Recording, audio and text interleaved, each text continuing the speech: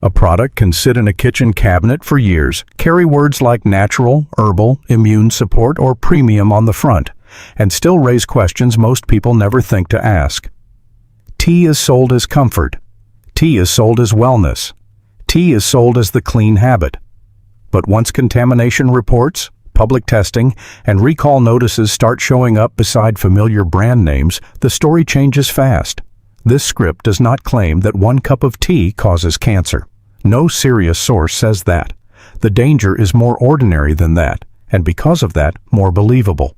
The concern is repeated exposure, pesticide residues, packaging chemicals, supply chains so large and so distant that the person buying the box has almost no idea what reached the leaf before the kettle ever boiled. That is where this investigation begins. For years, tea has benefited from a health halo. Green tea was linked to antioxidants. Herbal tea was linked to sleep, digestion, and stress relief. Black tea was framed as the civilized alternative to coffee. Entire brands built their identity around peace, purity, and old-world trust.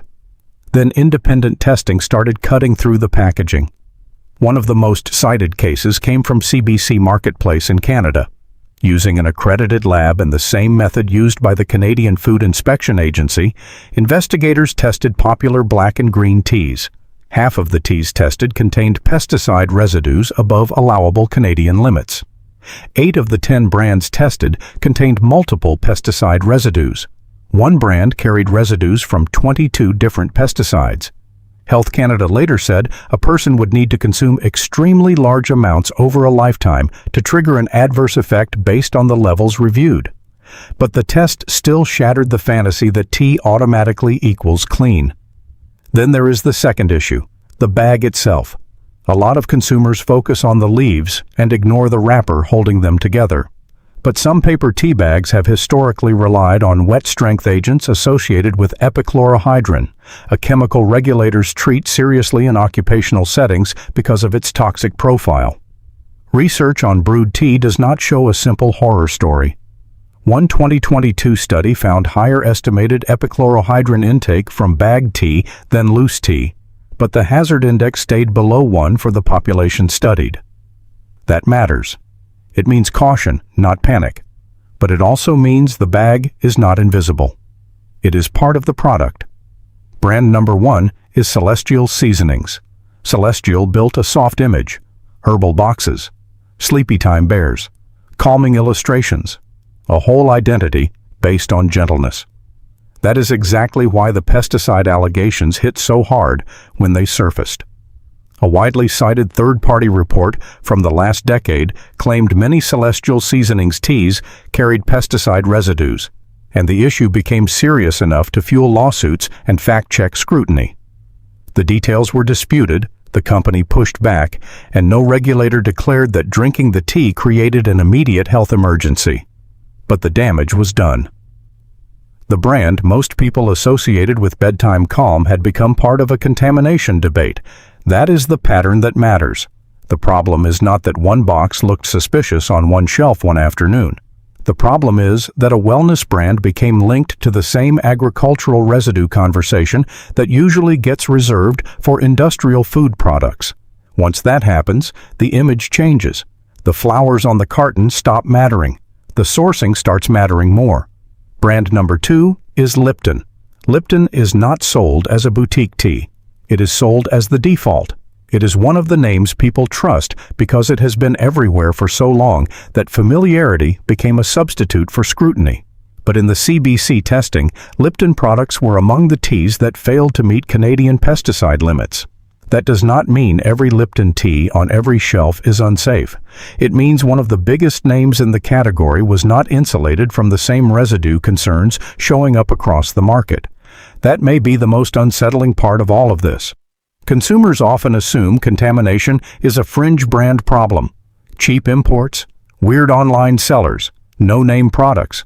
But mass-market brands can be just as exposed because they depend on enormous agricultural networks. Tea is grown across multiple regions, handled by multiple suppliers, blended for consistency, and sold at scale. A familiar logo does not erase that chain. Lipton also represents another uncomfortable truth. The bigger the brand, the easier it is for the consumer to stop asking questions. Size feels like safety. Distribution feels like proof. Advertising feels like quality control. None of those things are actually quality control. They are just signals. And signals are not the same thing as transparent testing. That leads to the larger issue behind almost every brand in this video. Tea is not washed the way many people imagine. It is dried, rolled, oxidized, bagged, blended. If pesticide residues are present on the leaf, some portion can make its way into the brewed drink. Even older scientific reviews that tried to calm the conversation still acknowledged the basic problem. Contaminants can exist. The real debate is how much transfers, how often, and whether long-term exposure matters. That uncertainty is exactly what keeps this story alive. When something is marketed as a health ritual, people do not want "probably fine" as the answer. They want clean, verifiable, traceable, especially when the product is consumed daily, sometimes multiple times a day, for decades. That is why the first half of this list matters. These are not obscure products. They are trust brands, routine brands, habit brands, the kind people drink without thinking. And that is usually where the most powerful consumer blind spots begin. Brand number 3 is Twinings. Twinings sells heritage. That is the product almost as much as the tea itself, the royal seal, the London identity. The idea that a company founded in another century must be doing something more carefully than the brands built last week. But age is not a purity certificate. In CBC's testing, Twinings was one of the major brands caught in the wider pesticide residue problem. Once again, the important point is not dramatic poisoning. It is the collapse of expectation. A heritage label promised refinement. The testing pointed back to agriculture, residues, and the same industrial reality facing everyone else. Heritage is powerful because it makes modern supply chains disappear. It encourages the buyer to imagine old wooden chests, hand-selected leaves, and continuity of standards across generations. Real global sourcing is less romantic. It is contracts, volume, pricing pressure, climate pressure, crop protection chemicals, blending for consistency. A century-old logo can sit on top of a very modern commodity system. Brand number 4 is Tetley. Tetley is another legacy name that showed up in CBC Marketplace's findings.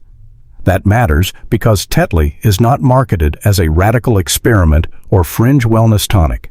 It is regular tea, everyday tea, the kind poured into office mugs, breakfast cups, roadside diners, and family kitchens. When an everyday product shows residue issues, the emotional response is different. It feels less like a niche scandal and more like a systems failure. Ordinary products are the ones people stop monitoring. Nobody reads the fine print on a brand they have used since childhood.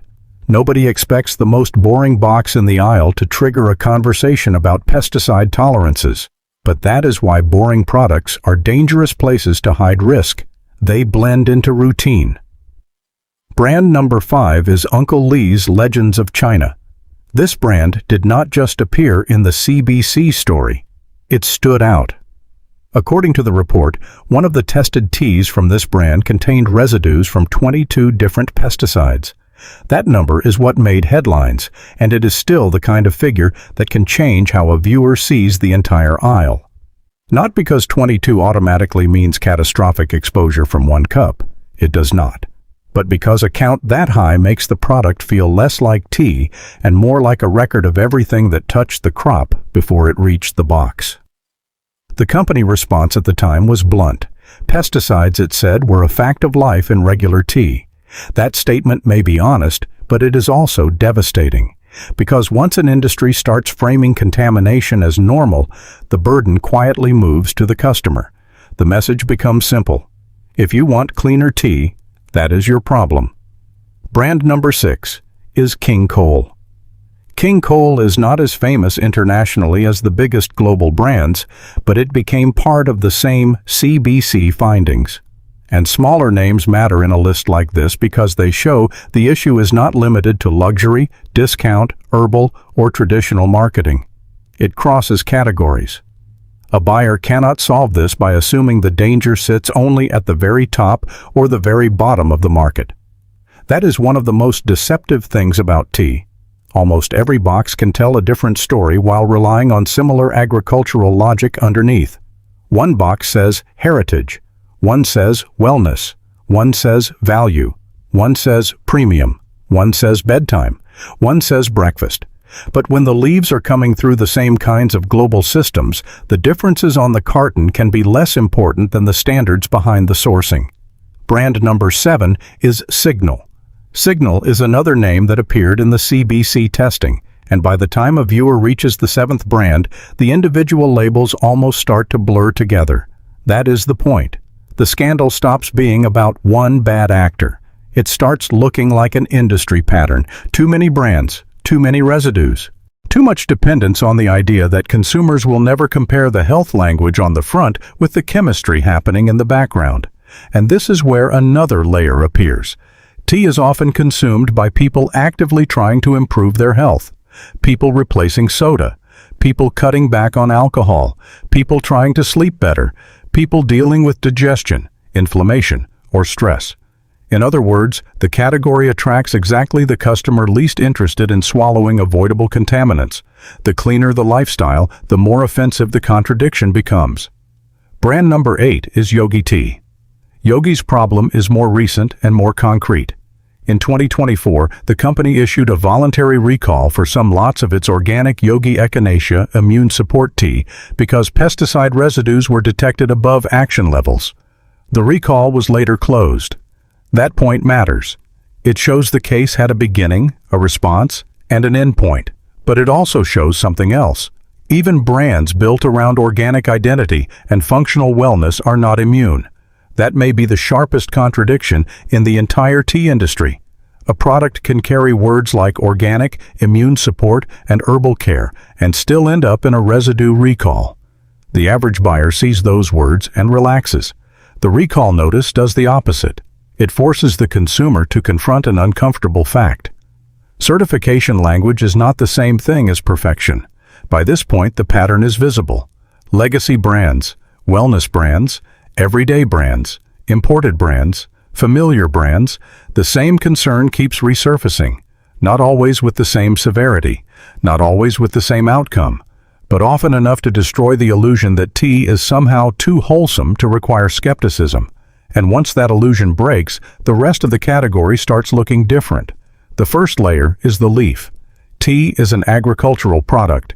That sounds obvious, but the consequences of that fact are easy to forget. Tea crops face insects, mold pressure, changing weather, storage challenges, and yield demands. In conventional systems, chemical intervention can become routine. The result is not always a dramatic violation. Sometimes it is trace residue. Sometimes it is a mix of many residues, each below a threshold that, on paper, looks manageable. But a stack of small numbers still has psychological power, especially when the product is being marketed as a daily health habit. The second layer is transfer. A contaminant on a dry leaf is not automatically a contaminant in the final cup at the same level. That is important. Scientific reviews have repeatedly noted that many contaminants either do not transfer efficiently into the infusion or remain below regulatory limits once brewed. Consumer Reports reached a similarly mixed conclusion after testing a broad selection of black, green, and herbal teas. The organization detected some heavy metals, pesticides, and phthalates in unbrewed leaves, but after brewing, it found concerning amounts of lead in only 2 products and said overall results were largely reassuring. That sounds like good news, and in part it is, but it is not the end of the story, because largely reassuring is not the same phrase as consistently pristine. Those are different standards. A consumer looking for permission to keep buying the same box will hear relief. A consumer trying to minimize avoidable exposure will hear a warning. Both reactions are rational. The third layer is the bag. Some consumers switched from loose tea to tea bags for convenience and assumed the bag was neutral. It is not always neutral. Plastic-based mesh bags have faced microplastic scrutiny. Paper bags raise a different set of questions, especially when manufacturers do not clearly explain what gives the paper strength in hot water. Studies and reviews discussing tea bags regularly mention epichlorohydrin-related wet-strength chemistry. Occupational safety agencies treat epichlorohydrin as a serious hazard in workplace exposure contexts. That does not prove a given brand's tea bag is poisoning the person holding the mug, but it does mean the packaging deserves the same skepticism as the leaf. And there is a fourth layer: marketing. Marketing is what makes the whole system harder to see. Tea is almost never sold with industrial language. Nobody puts globally sourced commodity blend on the front of the box.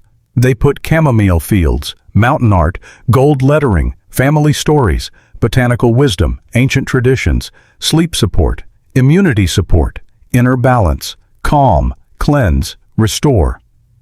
That language is not meaningless. Some herbs do have traditional uses. Some companies do care about sourcing. Some products are objectively better. But the visual culture of tea is built to lower suspicion. It is built to make the buyer feel protected before the buyer has verified anything. That is why this story carries so much weight online. It is not simply about residues. It is about betrayal of category identity. People expect junk food to disappoint them. They do not expect betrayal from something served in a mug with steam rising off the top, while the package promises wellness. So what actually separates a tea brand worth trusting from one worth avoiding? First, transparency. A serious brand explains what its tea bags are made of, how its ingredients are tested, and whether its sourcing is traceable. Vague reassurance is not enough anymore. Second, organic certification. Organic is not magic. Even organic tea can face contamination. CBC itself noted that pesticide residues have been found on some organic tea leaves, but organic standards still reduce the likelihood of routine synthetic pesticide use at the farm level, and that matters. Third, lot level or supplier level accountability. If a company cannot explain where its ingredients come from, who tested them, or how purity is verified, the consumer is buying faith, not evidence. Fourth, packaging clarity. If the brand talks endlessly about flavor notes, but says almost nothing about the bag material, the customer is missing half the product. That brings this investigation to the resolution. After all the residue findings, lawsuits, testing disputes, and recall language, only a few brands consistently present the kind of details cautious buyers should be looking for. Not perfection, not holiness, just a better paper trail. The first safer brand is Numi. Numi states that all of its products are certified organic. It says laboratory testing is required for its teas and that each purchase is accompanied by a certificate of analysis verifying quality requirements. It also states that its tea bags are compostable, made from manila hemp cellulose, unbleached, and paired with cotton strings. That matters because it addresses both sides of the problem at once, the leaf and the bag. A safer tea brand does not simply tell the consumer to relax. It gives the consumer something to check: materials, testing, certifications, process. Numi does that more clearly than most mass-market competitors. The second safer brand is Traditional Medicinals. Traditional Medicinals describes a field-to-cup quality system. The company says its herbs are tested for identity, purity, and composition, and that it never stops testing. It also states that more than 99% of its herbs are organic and highlights multiple certifications tied to sourcing and standards. Again, none of that makes a company untouchable, but it is the kind of operational detail cautious consumers should want before making a product part of a daily routine. That is the crucial difference. The weaker brands in this story ask for trust through image. The stronger brands earn more of it through disclosed process. And that is where the tea aisle quietly splits in two. There is also the problem of corporate distance. Many tea buyers still imagine they are supporting the same philosophy a brand advertised decades ago. In reality, ownership changes, sourcing changes, and procurement pressure changes with them. A label can keep the same peaceful artwork while the business behind it becomes larger, more centralized, and more dependent on commodity-scale consistency. That does not automatically mean contamination. It does mean the buyer should stop confusing brand memory with current standards. That is especially true with flavored blends and wellness teas. The more ingredients packed into one bag, the harder it can be for a casual buyer to picture the real chain behind the product. One mint leaf is simple in the mind. One chamomile flower is simple in the mind.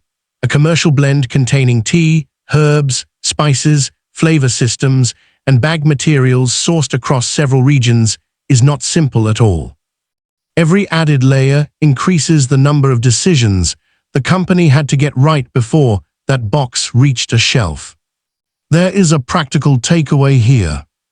If a viewer wants the lowest friction way to reduce concern, start with fewer ingredients and more transparency. Plain loose leaf tea from a traceable source is easier to evaluate than a heavily branded wellness blend sealed in a bag with undisclosed paper chemistry. Whole leaf is not a moral victory. It is just a shorter list of unknowns. The same rule applies at home. Do not assume an expensive tea is cleaner. Do not assume a famous tea is safer. Do not assume a heritage brand is stricter. Check whether the company discusses certificates of analysis, pesticide screening, organic status, or bag materials in plain language. If those answers are hard to find, that absence is information. And one final distinction matters. Risk is not the same as outrage. Outrage is emotional. Risk is cumulative, technical, and usually quiet. That is why contamination stories can sound less dramatic than they feel. No sirens, no obvious symptoms, no instant collapse, just a low-level question repeated over thousands of cups. Was this product as clean as it pretended to be? That is why the safest consumer habit is not obsession, it is selective attention. Ask hard questions before a product becomes routine. The industry counts on repetition. It counts on the buyer reaching for the same box without thinking. The moment that habit breaks, the power of branding weakens and the power of evidence begins. Stay skeptical.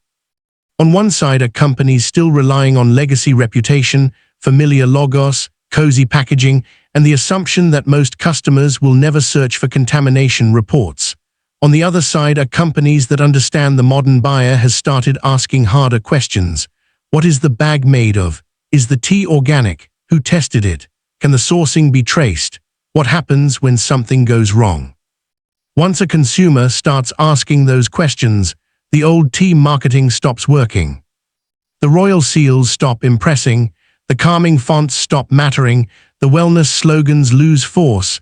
What matters then is simpler evidence, documentation, precision. And that shift matters beyond tea. Because tea is really just a case study in how modern food trust works.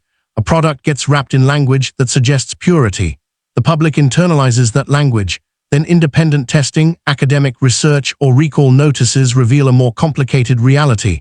The product may still be legal. It may still be widely consumed. It may even remain low risk in strict toxicological terms.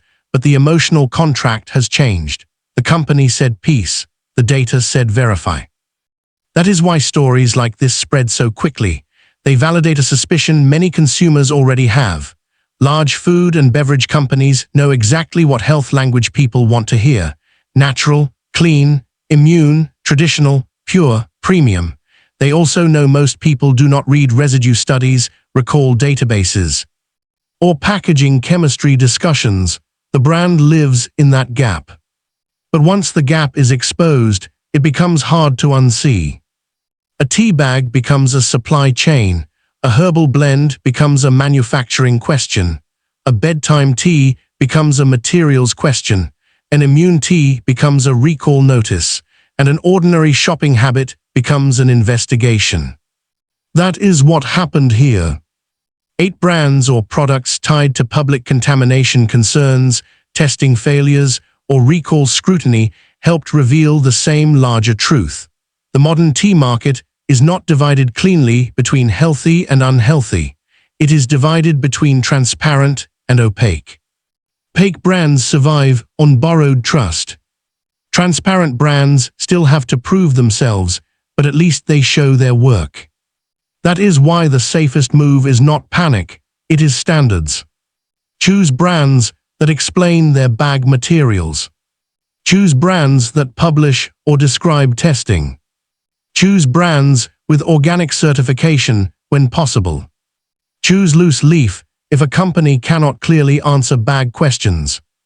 And if a brand has been tied to recalls, disputed residue findings, or repeated contamination criticism, treat that as a reason to look harder, not a reason to shrug.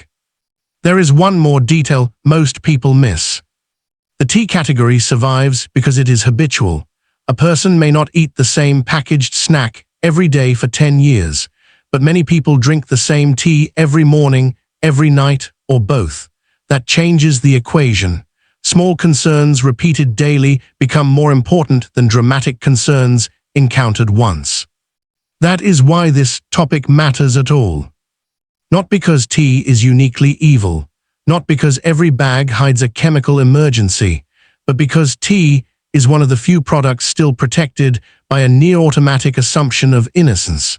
And when a product enjoys that much trust, even modest evidence of contamination becomes more important, not less. A cup of tea should not require blind faith. It should require the same standard applied to any other product sold on a health promise. Show the sourcing, show the testing, show the materials, show the accountability. If a company cannot do that, the calm image on the box is just decoration. And that may be the coldest fact in this entire story. The tea most people buy for comfort is often the tea they investigate last. By the time public testing catches up, the trust was already sold. So check the cabinet. Look at the boxes already sitting there. Look past the herbs, the colors, the soft language, and the promises. Ask what touched the leaf. Ask what holds the bag together. Ask who actually tested it. Ask what happened when the results were bad. Because once those questions start, a lot of healthy tea stops looking healthy in quite the same way. And the next time a brand sells purity by printing it on cardboard, the smarter question will be simple. What exactly is in the cup?